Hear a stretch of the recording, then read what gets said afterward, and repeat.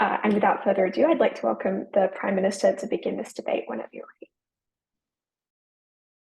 ready. I'll take POIs in chat exclusively, probably somewhere around 5 minutes. And looking forward to it. I'll begin my speech in 3, 2, 1. When we focus on drug offenders, we fail to address the real, most prevalent, and long-term issue in this debate. And there is a subtle difference that I'd like to set up here, because it's one of the most important things in the round. When we focus on drug offenders, what we are doing is we are focusing on culpability rather than on conditions, on sentencing, or process.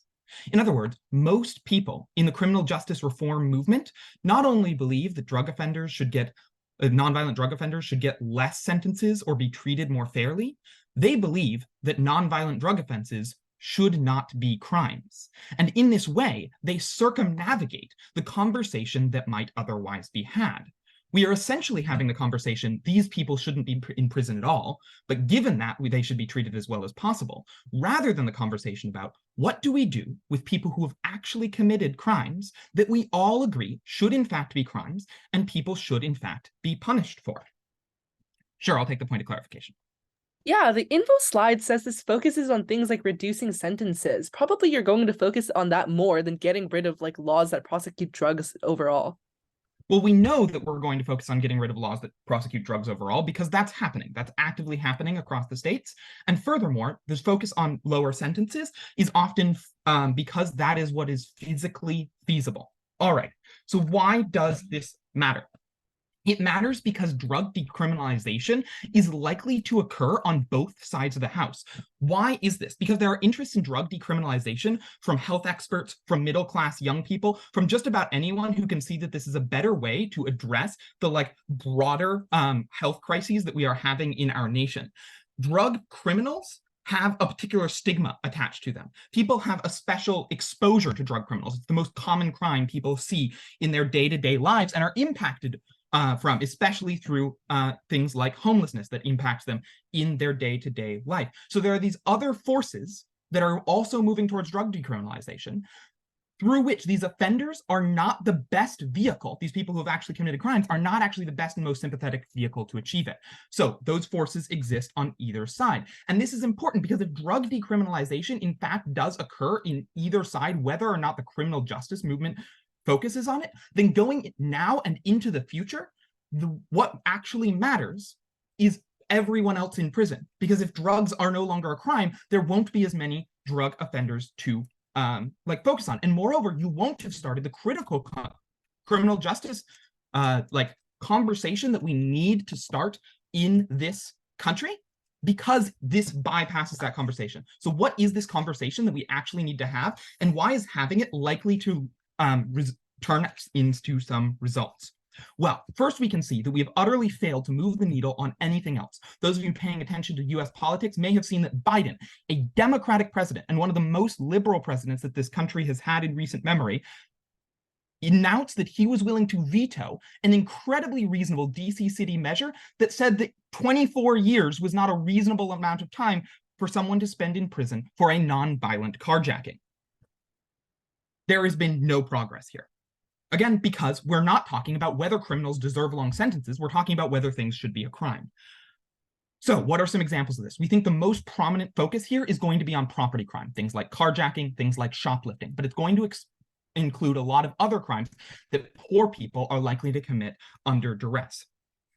So what's the comparative?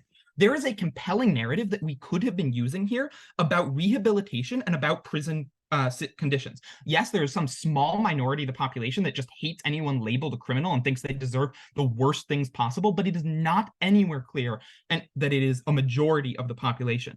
And in fact, most of the punishments that the criminal system doles out do not fit the crime. We have ridiculously long sentences for most of these property crimes, and you can find many, many sympathetic cases where you find like 18-year-olds, 19-year-olds, people who are almost children who have been locked up until they are like old and have spent their entire lives in prison for tiny mistakes that they made when they were young. These are the cases that we could have been focusing on. Moreover, even when people think that the amount of years someone served in prison fits their crime, the conditions in United States prisons are actually terrible. They are horrific. And as a result, you can give very compelling visual narratives to the populace of, like, even if you think these people should be in prisons, they certainly shouldn't be in these prisons. They certainly shouldn't be in private prisons. When you actually get people to sit down and think about it, they're like, wait, why is a prison something that's operated for profit? Why are prisoners being fed like moldy, expired food? Is solitary confinement a just thing to inflict on an individual for literally years at a time for even minor infractions that they committed while they are in prison? Now, is this an easy conversation to have, especially in the United States? No, we're not saying that anything would have happened overnight.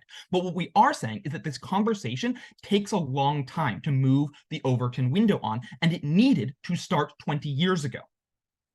Why did we need to eventually move towards where we want to go? Why do we think that we can actually get there? Well, if you look at many countries in Switzerland, in Scandinavia, they have moved towards prisons that focus on rehabilitation, and they have the statistics to back it up. You can move the population towards this outcome. And honestly, people want to be optimistic. They want to move towards a better, more rehabilitative prison system. You need to show them that it is possible. I will now take a POI from closing.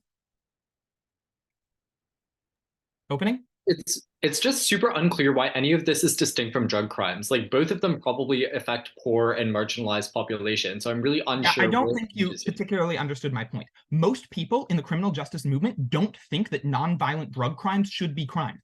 It is about whether effectively innocent people should be treated in this way. What we need to be having the conversation about is whether or not guilty people should be treated in the way that they are. And that is a conversation that we absolutely have not been having, as evidenced by the fact that our national criminal reform conversation is not focused on like these 24-year property crimes and has not even moved the needle one bit. So why do we think that it is likely that we would have had some progress? Well, because there are really terrible, obvious excesses like private prisons and solitary confinement that we could have been moving the needle on, that we could have had some progress with all this political lobbying power. And then a rising tide lifts all boats. This is just more people who are then benefited by not having these incredibly cruel, torturous, inhumane punishments subjected on them. And that is not just non-drug offenders, but it is everyone, including drug offenders, and the number of drug offenders in the future is going to go down as a result of decriminalization happening now and into the future on both sides of the house. So in the long term, our side wins. Thank you so much. So proud to propose.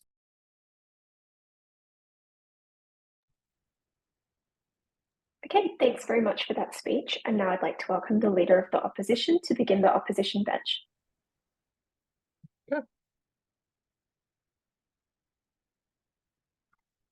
Fighting chat, please.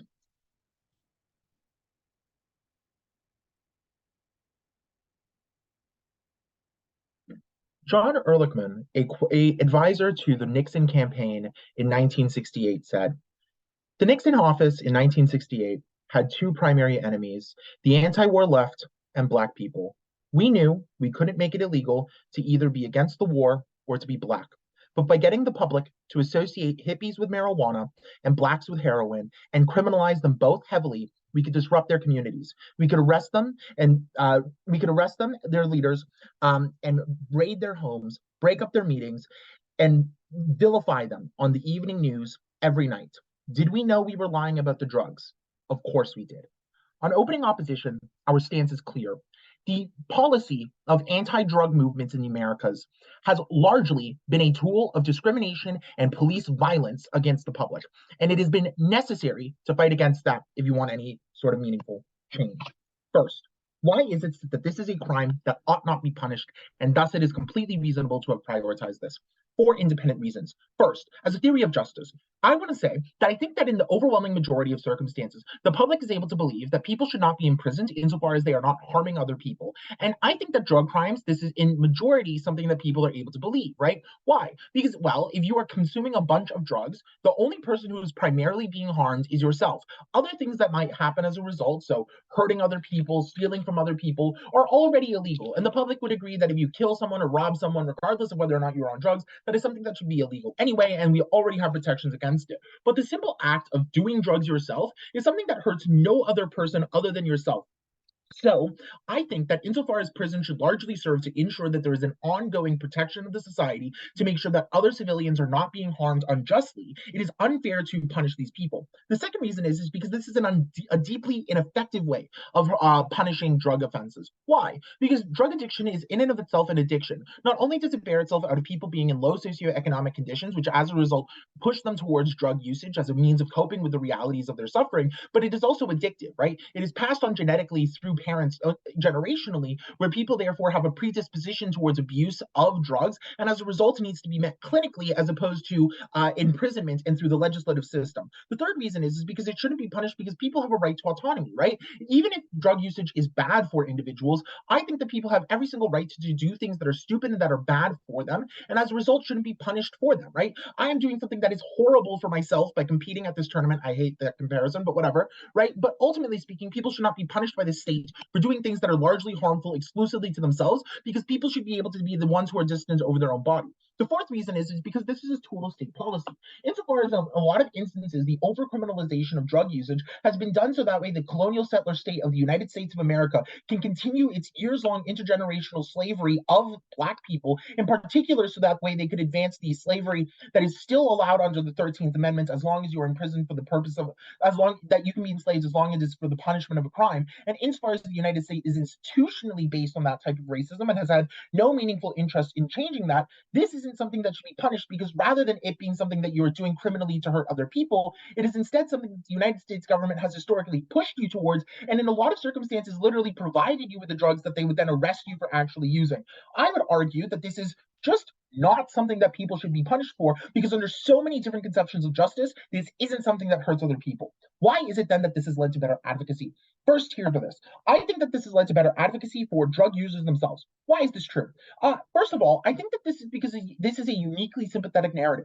First of all, people have done a lot of drugs. People who aren't in prison, who have never been to prison, have done drugs and realize that this is something that probably shouldn't be in prison for. Secondly, it is because people can be sympathetic to the fact that people who have been in this position are likely often very regretful of the fact that they're in this position and are just looking for a way to be able to improve their own lives and weren't actually trying to hurt anybody or even themselves, but want to be able to be out of their terrible position. The third reason why it is uniquely sympathetic is because for all of the reasons that I've outlined above, people I think are able to sympathize with the fact that people are being in prison for something that the government was pushing them to do and that they were over criminalized for, that people shouldn't be in prison for not harming other people, that people shouldn't be in prison for things that aren't their fault because it is a clinical condition that is best served with medically. So why is it then that this leads to better treatment? First of all, because this type of public knowledge allows people to deal with the issues of drugs, which are massive, right? So many people use drugs and are harmed by drugs and are at risk of overdose and stuff like that. So that rather than calling the police in those circumstances, they call hospitals, they call ambulances in those situations. They start carrying narxaplan and stuff like that on their own person, because they no longer see this as a criminal offense that is going to hurt other people. And instead they see this as something that is uniquely useful to help their neighbors in their own community, so they instead act in ways to the best interest of the health of those around them. Secondly, they then support legalization movements, right? Because currently, when there's a lot of efforts to try to, legalize or decriminalize drugs, you often have debates about moralization and whether or not people are morally wrong for doing so. But when you have all of this type of rhetoric and narrative around these types of offenses, people then realize that we are treating the situation entirely wrong and that it shouldn't be punished in the first place, because we recognize that there is a massive amount of overreach that is going on within the system. As well, it means that people are supportive of other methods of dealing with this issue, right? Look at for example, the amount of safe needle injection sites, the amount of needle exchanges, the amount of emergency responses that have been opening up as a result of this. This doesn't happen if we are just relying on people who have formerly been addicted to advocate for this itself. It only happens when people are willing to risk taxpayer money being funded towards this, their own property values potentially taking a hit as a result of this. And it means that we are able to provide better direct services to people who are the victim of drug abuse. Secondly, this creates better criminal justice reform. They say that we want to be able to criticize how it is that, for example, we punish people within the prison and how it is that people get bad food. Drug abuse, I think, is uniquely capable of dealing with this. Why? Because it demonstrates a massive asymmetry that exists when how people are treated within the court system, right? When you are able to be held in prison for multiple weeks before you actually go see a judge, people go, damn, you were in prison for 3 weeks without seeing a judge prior to, ever anything happening just because you had 2 grams of weed on you. People are able to say, wait, the police were able to raid your home because they thought they smelled weed on you? People are able to question, like, wait, they fed you maggots? Is that something that we should be doing for people who have only done the low-level crime crime that you've done? Hell, who did what I did when I was a teenager, right? This type of questioning means that people are much more likely to support more radical positions when it comes to changing the system. But the reason why they wouldn't do it otherwise is because the other types of nonviolent crimes are actually harming people, right? These have fucking carjackings, right? I can't imagine that most of the public would be supportive of people who literally stole their car that they owe $15,000 American on, and that would massively hurt their credit rating. I don't think the public is largely going to support shoplifting and other crimes of economic violence because those have a tangible effect on other people and they can visualize themselves being harmed through that way. Our process of taking people throughout every single process and showing the asymmetry that exists in this enrages the public in order to want to change the system we are exceptionally proud to oppose. Okay, thanks very much for that speech. Just a reminder to offer and take POIs. And now I'd like to welcome the Deputy Prime Minister to continue the opening government's case. Thank you.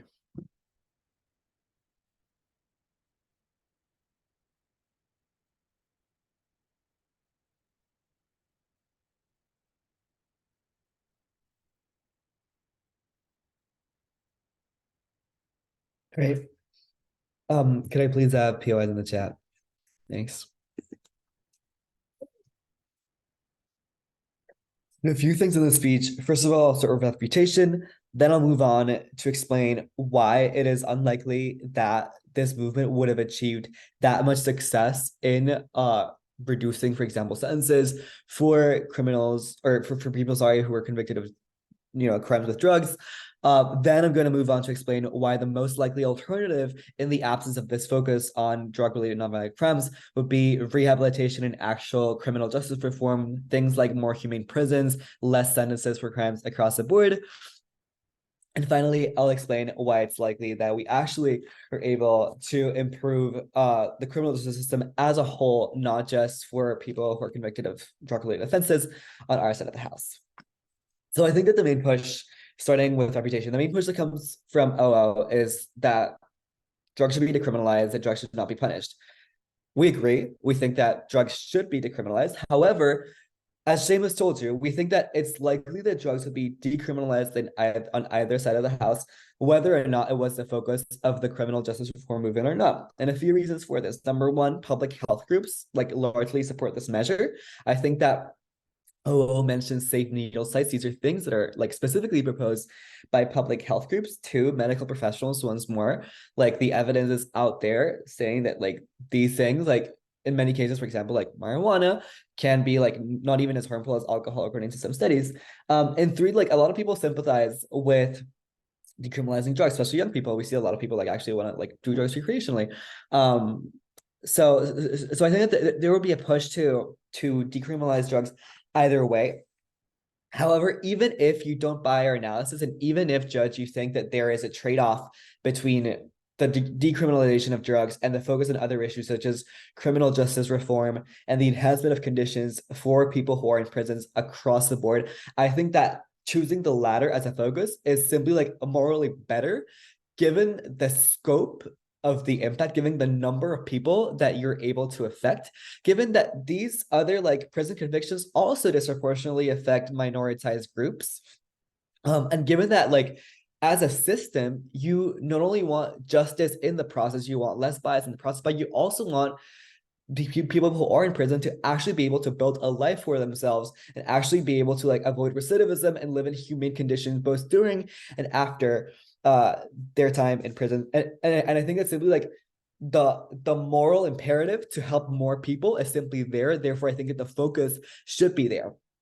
Let me then move on to explain why it is unlikely for the movement to, first of all, have achieved much success in reducing sentences or improving conditions exclusively for criminal or for people who are convicted of drug-related crimes, and how that is, I think, unlikely as well in the future. I think that there's a few reasons. First of all, as with other things that are labeled crimes, people feel unsafe when they're around people and doing drugs in public. I think there's a fear of escalation, and even if it's unlikely that a person who is under the influence of drugs is going to be violent, I think there's a perceived threat of violence from a lot of people. So I think that there's still a large opposition to that. There's definitely religious sentiment as well, thinking that drugs are bad, or cultural sentiment there. And again, if you're a progressive, definitely these issues can be linked to, for example, exploitative cartels that wreak havoc in the global south, based on the money that is being given from the United States, that eventually funds these cartels. I think that there's numerous points of resistance towards achieving further success and towards actually like decriminalizing all drugs, particularly those that like have like a level of harm that is greater than, for example, marijuana, and that can be more closely related to gangs as well. So I think that then the counterfactual in our world would be to turn to rehabilitation and actual criminal justice reform. As I said, things like more humane prisons, reduced sentences, things that can actually like give people in prisons, everybody in prisons, skills that they can take out with them to the wider world and actually like not fall back into crime, be able to actually have an opportunity to build a different life for themselves once they get out of prison. As I said, one reason for that is that it affects much more people. And again, communities of color who are over policed, not just for drug crimes, but I think for a plurality of other crimes in general as well. Second, because I think that people are like people in the United States are very like aware that like crime rates are generally like not going way down in this country, that there's something like intrinsically wrong with the criminal justice system, and that these crazy sentences of like 20 something years for like shoplifting or for like taking away a car are basically like not doing anything to deter these criminals. We think that given that sentiment, it's much more likely for people to be like frustrated with the fact that like all their tax dollars are being spent to like pay for this, just for this quote unquote criminal justice system that is like not giving them any further benefits, that is like not making them any safer, that is not reducing the rate of recidivism. Numerous studies, study after study, prove that things like rehabilitation actually reduce the rate of recidivism. And I think once more it's progressive, because it allows people, particularly from minoritized communities, to be able to build a better life once they get out of prison. I think that therefore on the scope of both impact and on the scope of moral grounds as well, like who are the people who are like basically like worse off based on the current system that we want to help, I think that there's a moral imperative there to turn to these other issues. Finally, I'd like to explain why I think it's likely that we do achieve success if we focus on this other stuff. Cheryl, takes you. Yeah, in what world is the US ever going to turn prisons into places like Scandinavia? Like, why is this the likely counterfactual? Yeah, a few reasons, but even if we don't achieve that, I think that any marginal or small or medium improvements that we achieve for people's conditions in prisons, so like for example, eliminating solitary confinement or like giving people actual like eatable food, based on like the number of criminals that exist in this country, is much greater than simply decriminalizing drugs for like 20% of the potential prison population. I think that if you multiply those numbers, you end up with a lot more people. But here are a few reasons why I think it is likely to at least take some steps towards that. Number one, as I said, it's a proven deterrent. People are tired of crime. Number two, America is shifting young and progressive, particularly in states that are likely to be swing states like Texas with migration from California, etc. And third, again, it's tied directly to the progressive movement. I think that it's something that people support. I think it's something that, to the extent that people like also conservatives like want to see people in prison kind of like quote unquote like making their own living, like to the extent that people are allowed to like work, produce stuff in prisons and like actually like, you know, advance their skills. I think that's also a point in which you could convince people. So yeah, for those reasons, I think that the scope of impact is much greater. And even if we don't achieve our impacts in general, I think that we are able to make at least a tangible change for a majority of people, and with a moral imperative as well. Thank you. Okay, thanks very much for that speech. And now I'd like to welcome the Deputy Leader of the Opposition to complete the opening half of this debate, whenever you're ready. Fantastic. Am I audible? Okay, I'll call for a PY roughly halfway through from back half. Please don't unmute. Alrighty. Am I good to begin?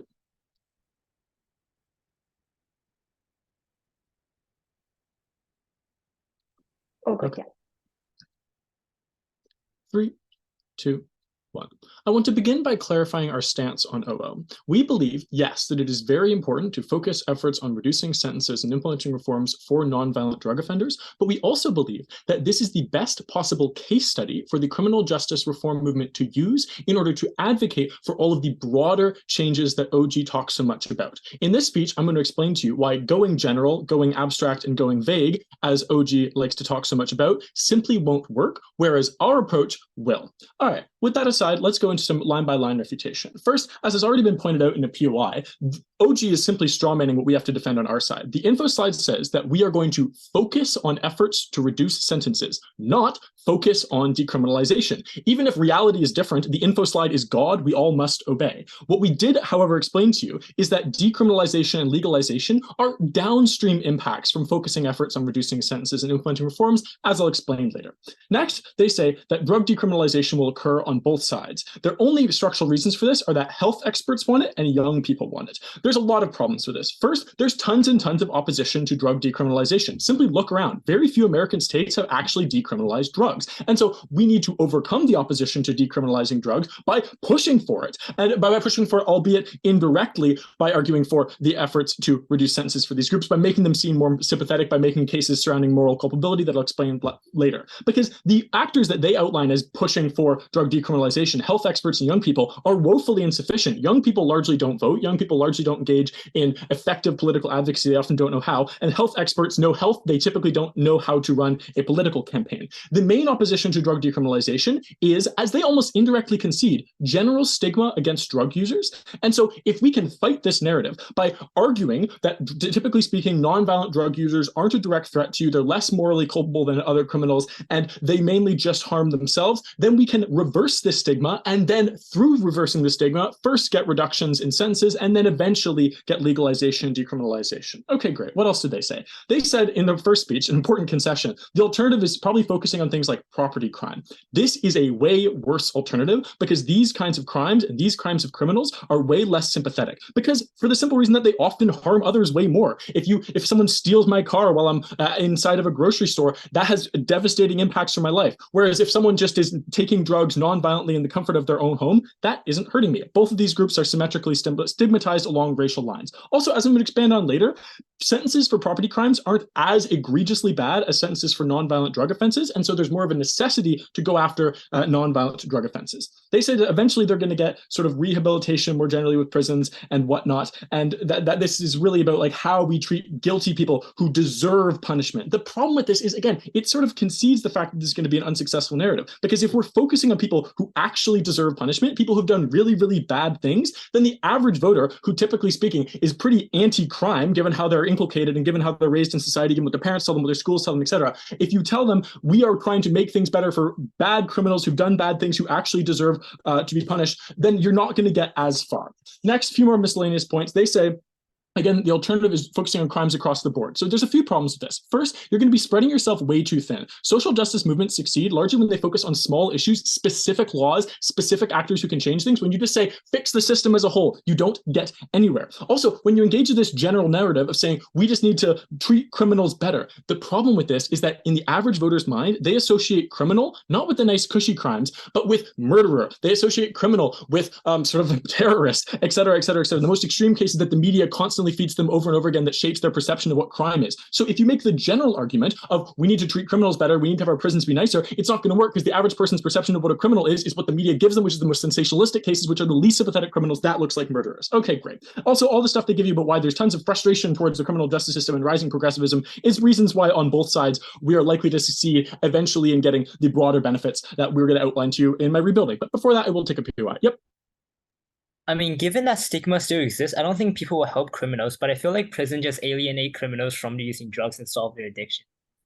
Okay, sorry, if you're going to argue that being in prison is good for criminals, especially for really long times, like over 10 years, 15 years, 20 years, that's a terrible argument. You're going to lose this debate. So let's get into that right now. We explain to you first why it is a sort of quasi-principle, albeit with practical implications, for why it is that nonviolent drug crimes uniquely need to be punished way less than they're being punished in the status quo, because they're not harming others, because therefore it's unproportional, because they're typically speaking, it's ineffective to punish them because of addiction, genetic stuff, etc., and because these people are just exercising their autonomy, and because the reason why the sentences for these nonviolent drug crimes are as high as they are is because of perverse things like Nixon and Reagan's racism, yada, yada, yada. So let me just simplify this down for a little bit for you so you understand why this actually matters in this debate. We are saying that nonviolent drug offenders deserve sentence reduction the most because, for two main reasons. One, they deserve punishment the least of all criminals, so obviously they deserve sentence reduction the most, and because these sentences for these criminals are the most disproportionately disproportionately high. So we need to prioritize bringing them down. So even if you believe that OG wins on getting some amount of general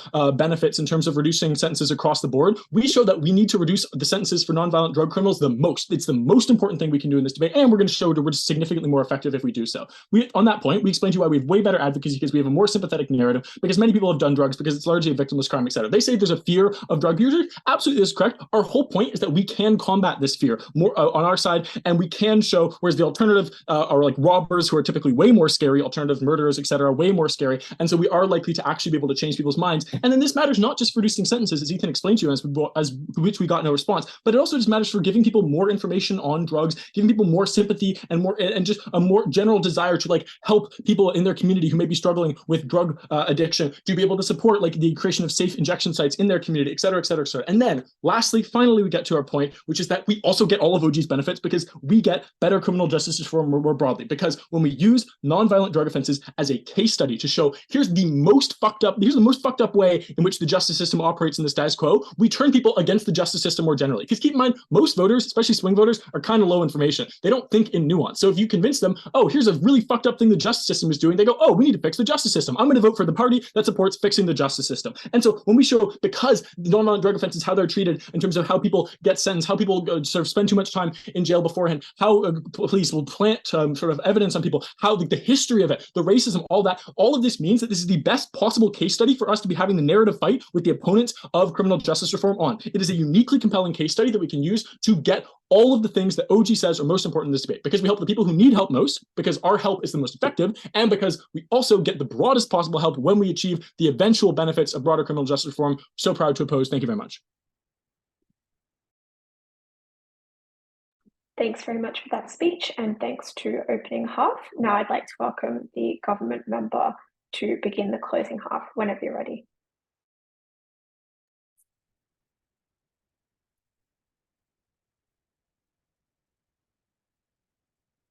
Okay. Starting my speech in 3, 2, 1. Sure, I recognize that the POI was a troll. That's not what we're running, because Nicholas deserved to be trolled. But here's our extension. Here's a framing this round actually needs.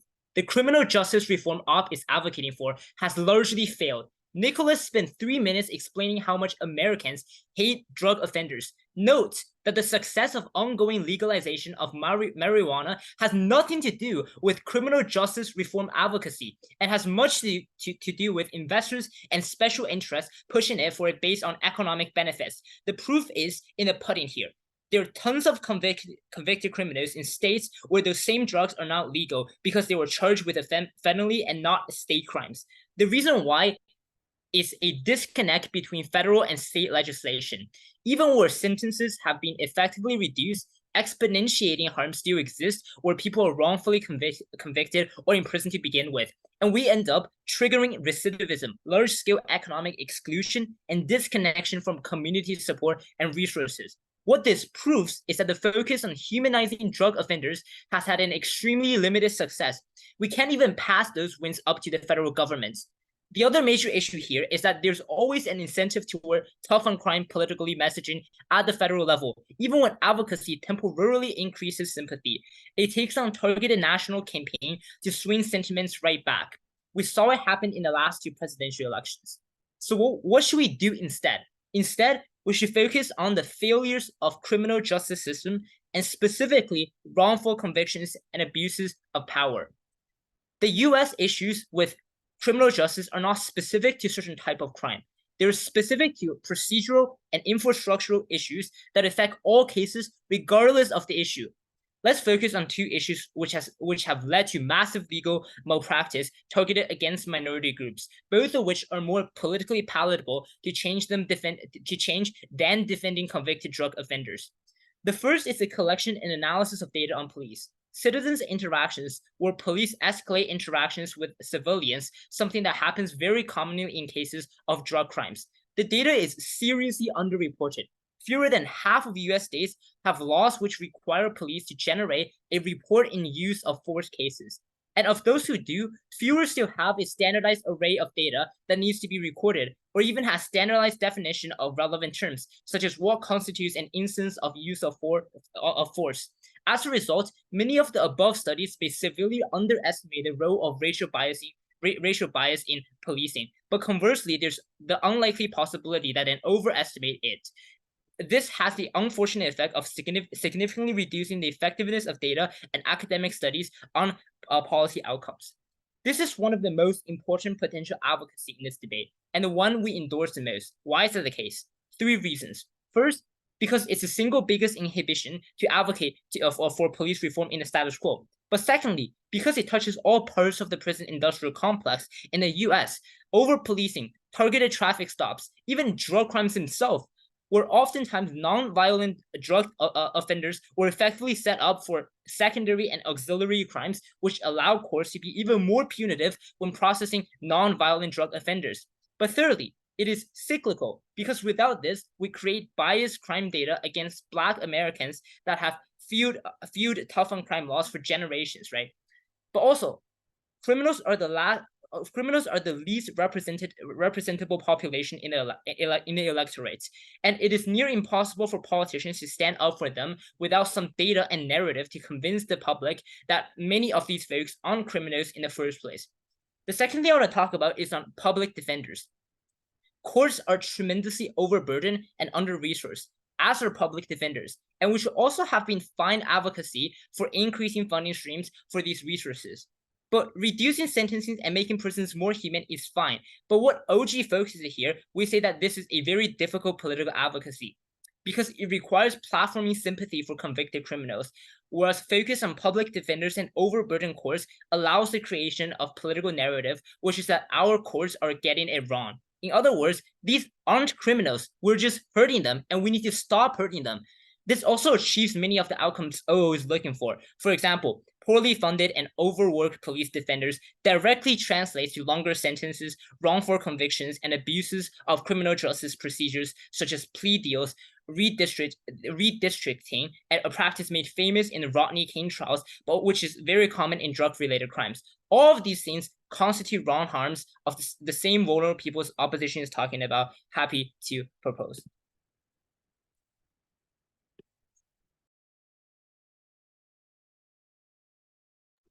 Okay, thanks very much for that speech. Just a reminder to take POIs. And now I'd like to welcome the opposition member to begin the closing opposition case whenever you're ready. Okay, give me a couple of seconds.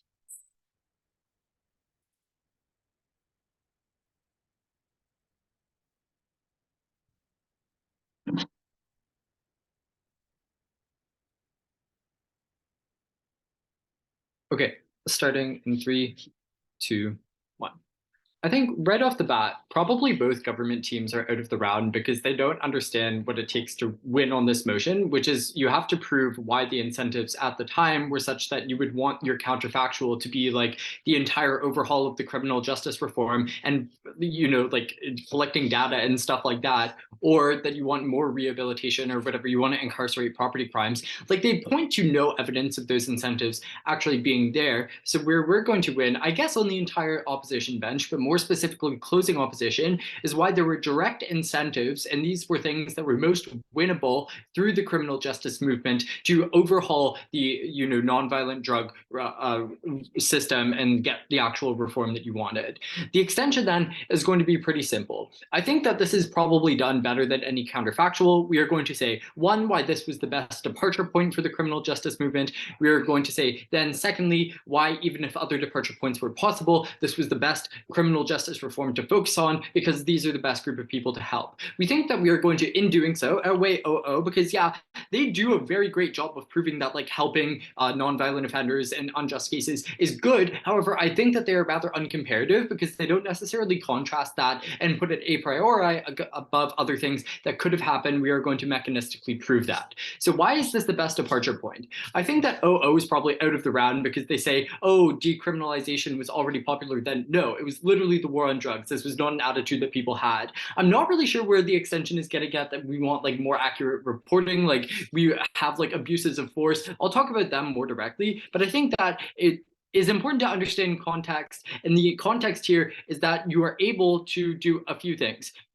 First, you have a positive mechanism here that you can attack the war on drugs as the criminal justice movement. I think that this is probably something that's easy to do because as opposed to say what opening government wants to talk about, say property crimes, or closing government wants to talk about, say abuses of power, I think that there is unmatched in history, like examples of such systemic policy failures that are as broad as the war on drugs that you can, as the criminal justice movement, point to that these are not working.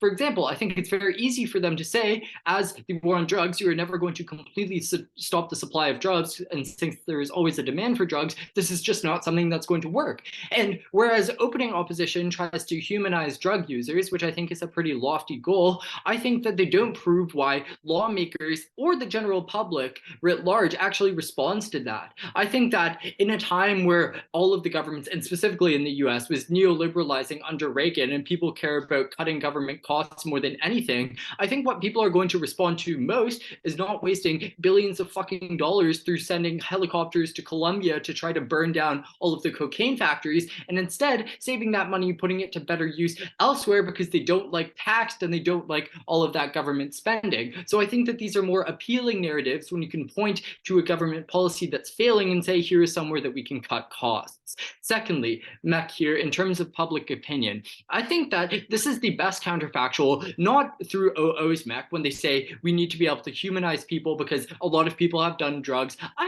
I don't know, did they in the 80s? This is sort of skeptical. But I think it's a lot easier to convince people on our side of the house in the 80s and 90s that drug users need rehab than thieves, let's say in opening government's world, needing better prisons, because you can save a lot more money and there is no longer the issue of guilt. It's different from saying on opening opposition that people want to support someone who has been victimized in the past, versus on our side saying we don't want to direct that criminal justice reform to anyone else because we see them as really fucking guilty. So we think that this is a way to save costs, and therefore you don't have to rely as much on public opinion, but we think we still mechanize that better than any other team in the round. Thirdly, I think that it's a lot cheaper. I think that once again, you don't have to, they say that like safe injection sites, things that are happening in the future are more humane. Obviously, yeah, that's true. But we think the benefit of these things in criminal justice reform for nonviolent drug offenders relies on the fact that you get like a lot more traction with money, because prisons are really expensive, because the US spends like pretty much as much on the prison industrial complex, keeping that running, than they do on like a lot of other social infrastructure. So I think that you save a lot more money because you don't necessarily have to keep people in rehab in prison. So I think that you can have them out of there, you save a lot of costs, and that's why that's the best counterfactual. Because like, obviously, yeah, there are a lot of things that you could have done in terms of criminal justice reform. We prove why this is the most cost effective, and therefore why it is the most palatable to both lawmakers and the individual public, who may or may not have been sympathetic to drug users given the war on drugs, which has captured a lot of people's attention at the time. Second argument then on why we get second part of the extension then on why we get long-term solvency and why these are the best group of people to help. Opening opposition says that this is like a moral good because these people are victims of injustice. Yeah, but people caring about that in the war on drugs is sort of dubious. So why is this the best practical thing, which is probably what people are more likely to care about? Firstly, I think that you keep people out of, you're necessarily like keeping people out of jail, and you have to like, if you're talking about criminal justice reform for like these people versus if you're talking about property criminals, I think that they are much less of an active risk if you have someone in therapy versus if you're just releasing like someone who has done a property crime onto the street. I think that secondly, rehab for drug users is much more effective than probably anything else that you are going to try to do in terms of rehabilitation and correctional facilities, because you can't, on opening government's case, try to do rehab for someone who has committed a property crime, because what are you going to do? Just convince them that like stealing is bad? Probably a lot harder to do than giving someone actual physical treatment and stuff like that. So I think that long-term solvency is a lot more effective. I think it's already protected time, sorry. Rehab is much more effective, and therefore you get a lot more like forward push for stuff like medical treatments, because you know that that's more cost effective than anything that you would do in a different counterfactual. So because like independent of like independent of any other thing, like this was something that was proven as cost effective. We think that's an inherent good and something that people at the time really thought was like really appealed to lawmakers and the general public. Let's talk about then briefly on the CG extension. They say that there are bad uses of force. Actually, I was really unclear on the CG extension. This needs a lot more clarification, and like it was also quite short and underanalyzed. So we think that we flip the claim on the use of force because they say the use of force is really bad. We need to investigate that because people are doing bad reporting. We say, first, was this a concern in the 1980s, 70s? I'm not really sure. They had to prove why that's the case. And then secondly, I think that because the use of force is precipitated by nonviolent drug use, because like OO rightly says, you can plant drugs on minorities and then use that excessive force, we think it's probably better to go for the a priori causal factor that precipitates that use of force rather than to go to a symptom of it. And we need to deal with like the racial issues that go with like drug use and nonviolent drug offenders in the US first. That would have been more strategic. Very proud to oppose. Thanks very much for that speech, and a quick reminder to take and offer points of information. And now I'd like to welcome the government whip to conclude the government bench.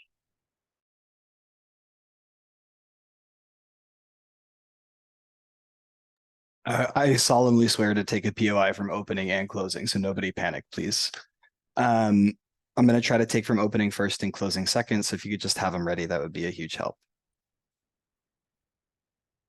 The first piece of rebuttal that closing opposition gave to opening opposition was that humanizing and decriminalizing drugs and humanizing drug addicts is a lofty goal. Then at 3 minutes and 30 seconds into their speech, they said that it would have been easier in the 70s and 80s to simply humanize the addicts and convince people that they needed help and not prison.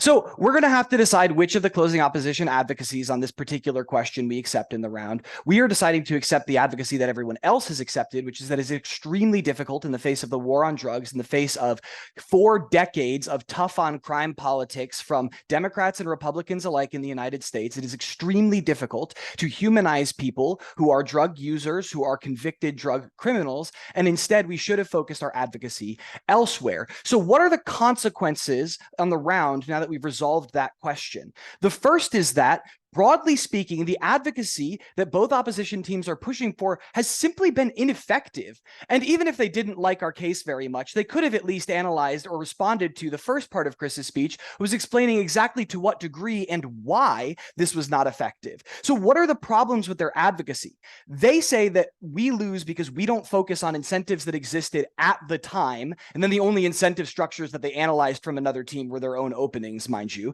But what we say is that the federal government was in way too deep to back down on tough on crime, tough on drug narratives at any point since the inception of the war on drugs. These are the incentives at the time. This means that when Chris discusses a misalignment to this day between federal legislation and state-based legislation with regards to things like marijuana crimes and drug crimes in general, that we have not seen any of the reform that we want to see when it comes to drug-related offenses. But why does that matter? Because these drug-related offenses are felonies. In other words, for those who are convicted, who were convicted before these drugs were legalized in the states that they are in or decriminalized or sentences shortened, they are subjected to the federal regulations and the federal sentencing procedures that govern them. This means that most of these people are still in prison and have been in prison for far longer than they had any right to be. Then we say that tough on crime political narratives weren't just powerful then, they also resurface over and over again. Every time a conservative party is losing in the polls, we return to tough on crime. That's why it happened in the 80s, and it happened again in the 2000s and the 1990s. It's why it's happening again in 2020 and will be happening again in 2024. The point is that these people are not becoming more humanized in the eyes of a public to the meaningful degree. Even gains that we make in terms of public perception between election cycles where this is a salient ideology are lost at the moment where these ideologies become prescient again. This is directly out of Chris's speech. Then we say that non-violent drug offenders are an incomplete sample group because many, many times drug offenders who are non-violent end up getting prosecuted and convicted for violent offenses because of the way that police interactions with drug offenders escalates and turns them into violent criminals, effectively entrapping them as such. This is, first of all, very common. Second of all, not solved by closing opposition advocacy, despite what they want to say. Note that they intercede at the point when a conviction has already occurred. They do not intercede or make change pre-conviction, which is where interactions between civilians and police occur. So everything Chris told you about the fact that one of the biggest problems that criminal justice reform groups could have been advocating for up till now is underreporting of data in use of force cases and escalations of conflicts and interactions between citizens and people who are there placing under arrest. All of that data is what we could have used to prove that many of these people are not criminals in the first place, that we could have used to justify policing reform to this day. It is the single biggest inhibition, according to more or less every policing reform advocate in the status quo, to seeing that change happen, is we simply don't have data to support that change. 20 years ago, when we're being tough on crime, tough on drugs, but Black Lives Matter hadn't happened yet, and the nexus of political discussion wasn't on police excessive use of force and escalation of conflict, was a time that we could have asked to collect data. What is otherwise a relatively innocuous question that could have fundamentally shifted the political landscape of the United States today. Before I continue, I will take opening first.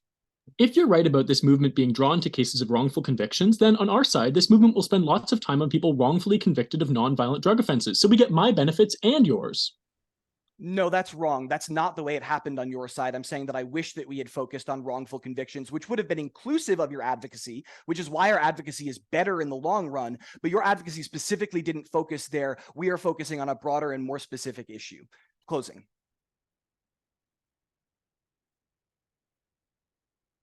All right, fair dues.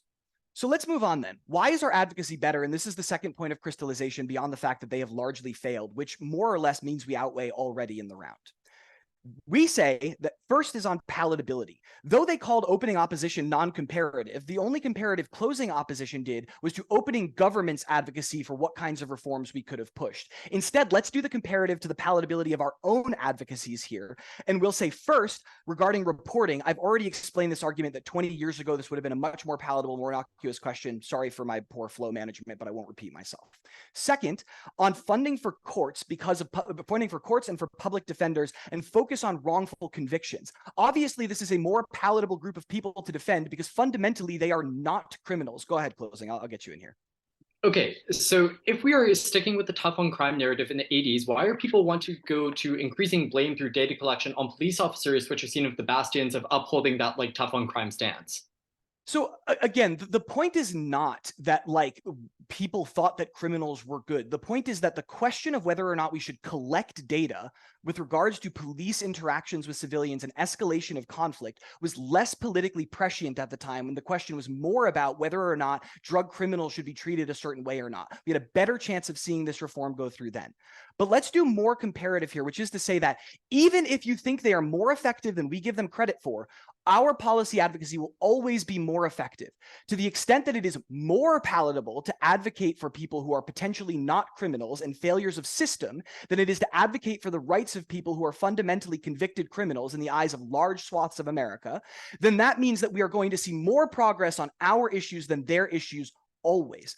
But then let's talk about the solvency here and why we think we get better outcomes, even in irrelevant of the fact of whether or not our thing is more palatable. And this is that we have broader opportunities on opportunity to focus on things outside of drug crimes. Things like sentencing being elongated are related to things that happen in terms of the courtroom, in terms of public defenders, in terms of overburdening, in terms of politicization that occurs because judges don't have enough time to consider specifics and judgments that need to be made. All of these things are solved. They focus on process. Our advocacy subsumes them and is more palatable. Thanks very much for that speech. And now to conclude the debate, I'd like to welcome the opposition whip.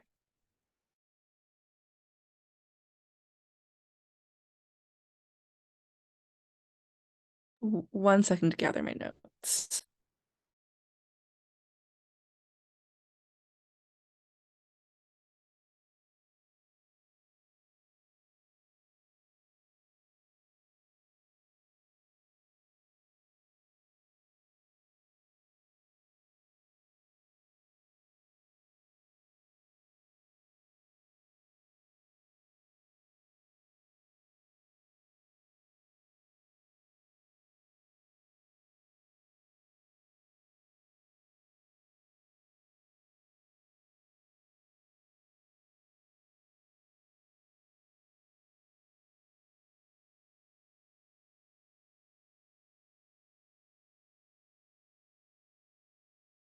Okay.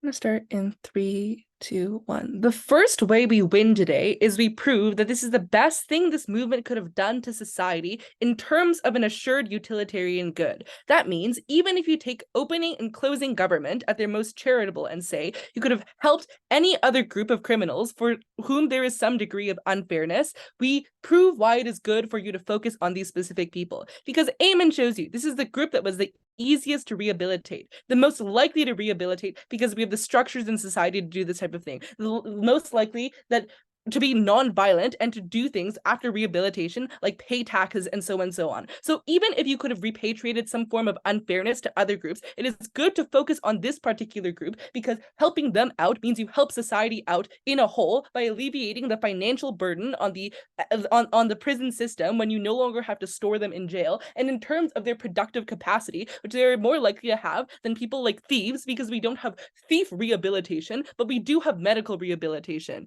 Why did we prove that this was true? Eamon proved in his speech that this is the group of people that is the easiest to rehabilitate, and that the rehabilitation and likelihood for you to do reform for these people is the most definite, in that you could point to psychological issues as the movement and brain imbalances and blame them for people's addictions. So you were able to easily convince the public that these sentences should be reduced because there are medically extenuating circumstances in which these people then became diverted to rehab and probably in prison received rehab and things like that that made their sentence a lot easier. This is just like how we excuse crimes of self-defense and crimes done by people that are incapacitated or like impaired at the time. There are precedents for this, which makes it likely that sentence reduction and the form of advocacy this movement is able to achieve is like this. Note that this also proves the likelihood that opening opposition misses for why sentence reduction is able to happen, and that sympathy and the patheticness of this person and how much they've harmed themselves are all narratives that the state is able to dispute. Our problem with opening opposition isn't that we don't want humanization, it's that they don't prove that it is able to sufficiently happen because they don't prove the movement was able to stand up to the coercive apparatus of the state that also crack down on these narratives of sympathy. On our side, we proved that there were other things for you to avail yourself to, like the medical research of that time, that are a lot harder to dispute because they are things like medicine and science, and it looks really bad for the state to dispute these things, whereas it's more of a gray area for you to dispute whether or not the police are bad or whether or not the state has done these things. But also, Eamon tells you that there were institutions in society then to help with these issues, and that doctors had the earliest understanding of addiction and published things. This is just generally true of any form of science, right? The earliest discoveries take place in the medical field and then trickle down to policy, which means that they were best able to help them. And when you had reduced sentences and got rid of the narrative that this was because of things like guilt and character, you had things to avail these people to that helped them and prove that they could be productive members of society. The people that this movement helped then were very demonstrably successful, and this takes down all of closing government. I think at the very least, they seem very successful, and that doctors at the time talked about the successes of rehab, that this movement had done really good things and that people were recovering, but also that the infrastructure and the understanding we had in society for helping patients that were sick was cross-applicable to our understanding and the types of advocacy we did for people with addiction. So we pushed them through these same forms of things that work for people with other forms of diseases, which means that there's a really high likelihood that they got better. But the last thing is just that the info slide says that the rate of conviction did go down. And for this to go down, people had to be so convinced that people were innocent and rehabilitatable that it went down 4% in the past 10 years between when the movement was pushing for this and when things ended up happening. This takes out closing government because their first speaker asserts for 7 minutes that this was not successful, and their whip weighs this assertion. I give reasons that there was successful. I give you actual examples that are just truths in the US, as well as structural reasons based on the info slide and what people know the medical system is like for why these things were successful, and you got good narratives around these. So on likelihood, you should weigh us over them because our impacts are more likely and our impacts are more assured.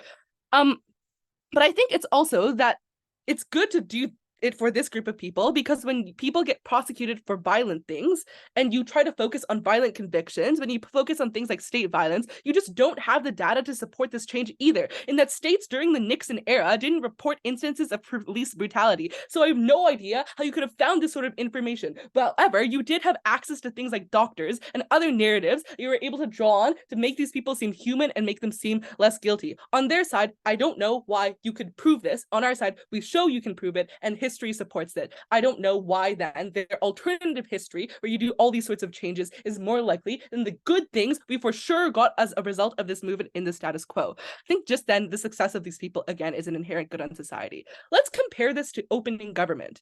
On opening government, the burden, the likelihood of you getting the better world that would have manifested, where you convince people to humanize prisons for everyone else, is just far too unlikely. And that you needed to convince people to invest in people for which there are no dividends. You had no evidence when the movement was in the 90s that people could be fixed for things like stealing tendencies, which means that you would never had the social impetus to advocate for that sort of change, which means your movement would have died right then and there. And I think that's just not the history any of us want to see. And so far as we believe this movement was probably really crucial in pushing for these types of changes. Before I go on, opening. Yeah, even if we like achieve something smaller, like eliminating solitary confinement, that's a massive improvement for like millions of people, many more than are convicted for drugs. Yeah, I agree. In theory, it would be really, really great if we were able to do that. But before I go on, closing, yeah.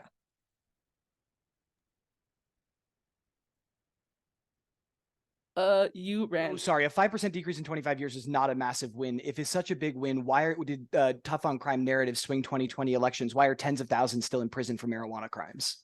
I think you need to look at the history between like the period of time in which this movement was the most effective, because things did massively change for drug users between the war on drugs and the early 2000s. We are more lenient in the early 2000s than we were on the war on drugs in the 19 whatevers, because we were able to dispute these ridiculous narratives by pointing to medical untruths. Be comparative here. We've achieved more for this group than you would have been able to achieve for any other group, because you have a lack of solvency in proving why you were able to access these narratives. This is the same lack of solvency that opening government falls into. It's theoretically nice for you to do all these sorts of changes, but for you to get to this point where you are able to make these radical changes and view guilt in nuanced ways, you need evidence to build up support that your movement was legitimate from the beginning. We proved to you why this is the best group to get you that sort of legitimacy, because it was pretty assured that they would succeed, which brings you to the point today at which you are able to be quite lenient. Proud to oppose.